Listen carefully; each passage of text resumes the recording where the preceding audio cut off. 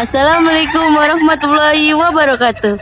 Kami dari kelompok kinestetik dari kelas 12 MIPA 4. Kami akan menjelaskan apa itu peluang bersyarat. Apa sih peluang bersyarat itu? Sebelum kita bahas peluang bersyarat, kita harus tahu dulu apa sih itu peluang. Peluang adalah besarnya kemungkinan terjadinya sebuah kejadian atau kesempatan. Sedangkan peluang bersyarat adalah peluang terjadinya suatu kejadian yang bergantung pada terjadinya kejadian lainnya. Ini sering digunakan ketika suatu percobaan atau situasi memiliki hubungan yang saling tergantung antara kejadian. Seperti yang dijelaskan oleh Fitri dan Nabila, jika kejadian A dan B tidak saling bebas, maka peluang kejadian A dengan syarat kejadian B terjadi terlebih dahulu. Rumusnya, P buka kurung A dengan syarat B tutup kurung sama dengan P buka kurung A irisan B tutup kurung per P buka kurung B tutup kurung, di mana PB tidak boleh sama dengan 0 karena kalau PB-nya 0 dibagi 0 tidak akan terdefinisi. Jadi, Ede dan Anggi akan membahas contoh soal tentang peluang bersyarat. Pada soal, dua buah dadu dilempar secara bersamaan. A. Jika jumlah mata dadu yang muncul kurang dari 4, tentukan peluang mata dadu pertama sama dengan 1. Untuk memudahkan kita mengerjakan soal ini, kita buat terlebih dahulu ruang sampelnya atau tabel sebagai berikut. Nah, pada tabel ini ada dua kemungkinan dua dadu tersebut. Nah, di dadu pertama itu ada kemungkinan muncul angka 1, 2, 3, 4, 5, 6, begitupun di dadu kedua. Nah, jika dadu pertama muncul angka 1, di dadu kedua muncul angka 1 juga, maka akan menghasilkan 1,1. Jika di dadu pertama muncul angka 1 dan di dadu kedua muncul angka 2, maka akan menghasilkan titik sampelnya yaitu 1,2. Begitu seterusnya sampai 6,6 dan akan menghasilkan 36, itu disebut sebagai NS. Setelah itu kita lihat lagi soalnya, kan di soal itu jika jumlah mata dadu yang muncul kurang dari 4, di sini ada kata jika yang mengartikan itu syarat.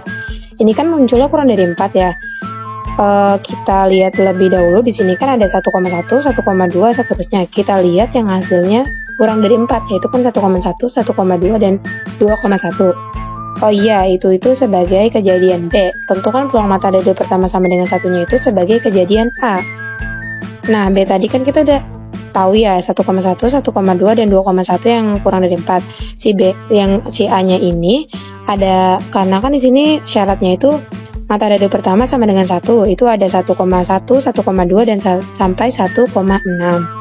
Nah, setelah kita dapat titik sampelnya masing-masing, kita lihat nih, mana yang menjadi A irisan B. A irisan B itu kan ada di 1,1 dan 1,2 karena dia ada di bagian A dan di bagian B. Setelah kita dapat, kita masukkan aja nih langsung ke rumus, karena di sini rumusnya itu kan P A irisan B dibagi PB. Karena di sini tadi sudah kita dapat banyak titik sampelnya, nah kita rumusnya menjadi PA irisan B sama dengan NA irisan B dibagi NS. Tadi sudah kita dapat NA irisan B itu kan ada dua titik sampel, yaitu kita tulis 2 dibagi NS. NS-nya itu kan tadi 6 kali 6 sama dengan 36. 2 per 36 kita bisa sederhanakan menjadi 1/18. Nah, 2 ini dihasilkan dari titik sampel yang menjadi perpotongan antara A dan B. Dia itu ada di bagian A dan juga ada di bagian B. Nah, setelah didapat A irisan B, kita cari PB-nya dengan rumus NB dibagi NS. B-nya itu kan tadi kita dapat itu ada 3 titik sampel, 1,1, 1,2, dan 2,1. Kita masukkan 3 dibagi 36 NS-nya yang tadi.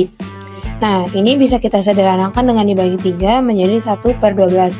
Karena kita sudah dapat A irisan B dan PB-nya, kita masukkan ke rumus yang tadi atas, yaitu 1/18 dibagi dengan 1/12. Kita kalikan silang menjadi 1/18 dikali 12. Ini kita bisa sederhanakan menjadi 2/3 itu 12 dibagi 6 dan 18 dibagi 3 menjadi 2/3, maka kita mendapatkan hasilnya yaitu 2/3. Nah, itulah dia peluang dan peluang bersyarat dari kelompok kami.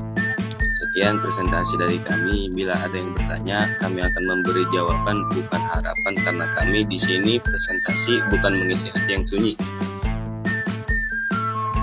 Kelompok kinestetik cukup sekian. Terima kasih.